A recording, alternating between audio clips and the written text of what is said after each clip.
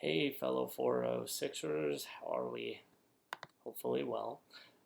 Today I'm going to talk about my paper and my source for my paper and the legacy of my source and the impact that it had on the revolution and after. So, first, my source was a really, really cool find. It was written less than a week after the Olive Branch petition was mailed off to England. Uh, so the timing is perfect. And the article is specifically from the New York Gazetteer.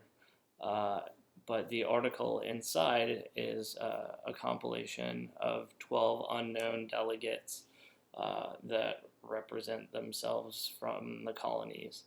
Uh, and they reach out not to the crown like most sources at that point in time did, but they actually reached out to the British commoner.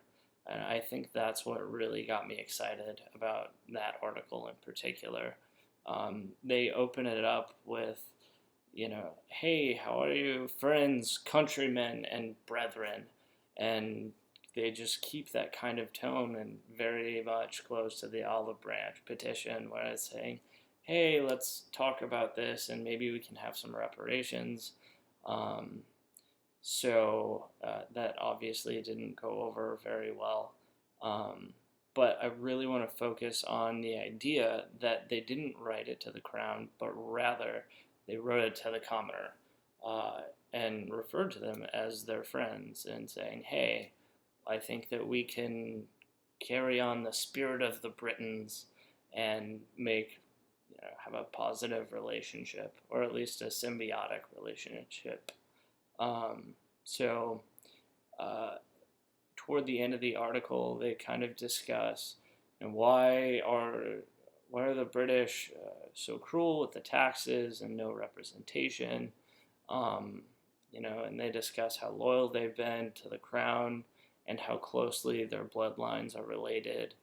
Um, they acknowledge the strength of the British military and ask the the British commoners, why would you send more military? We're not doing anything to try to instigate a war with you, publicly anyway.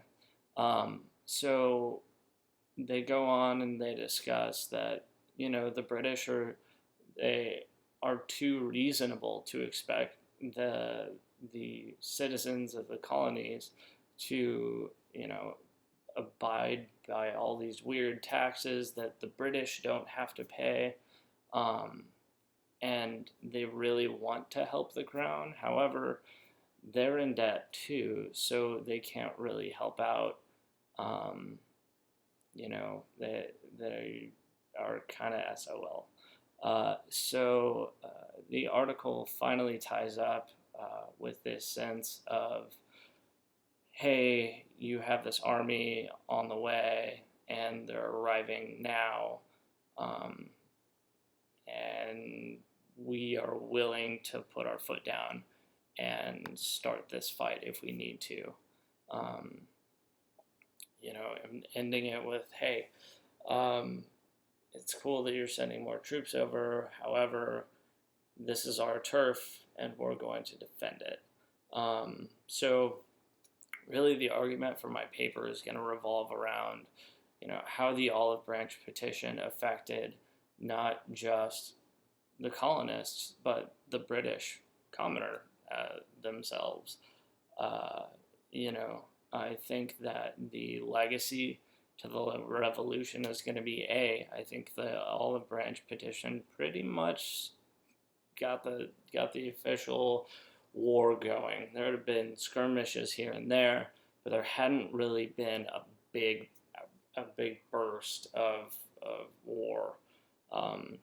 They didn't really have that much of an organized army. It was more of a kind of tiny militia that would go defend themselves. But the Continental Army became bigger and stronger, and over time and training, they became a solid army and showed that they had some clout. I also think that the revolution, the legacy of the revolution, going out and putting our foot down and saying we're not going to stand for this, I think is something that's really kind of important. And it's obviously our last ditch effort to prevent the war that was. Obviously, it was less than successful as King George declared war as soon as he saw this document. But that's what I think the legacy of the revolution is with regards to the Olive Branch Petition. I think that if it would have happened sooner, or if King George would have been more amicable to the Olive Branch Petition and kind of give some and take some and kind of mix it up, give them some reparations, I think war would have been avoided, but it definitely was not. And it led to our revolution. Otherwise, we'd probably sound a lot different, but we'd still be British. So I think that's the legacy that it had on the revolution. And the revolution had, a great impact on the entire Atlantic world as we know it today. So thank you for watching my presentation, and I hope you're having a great day.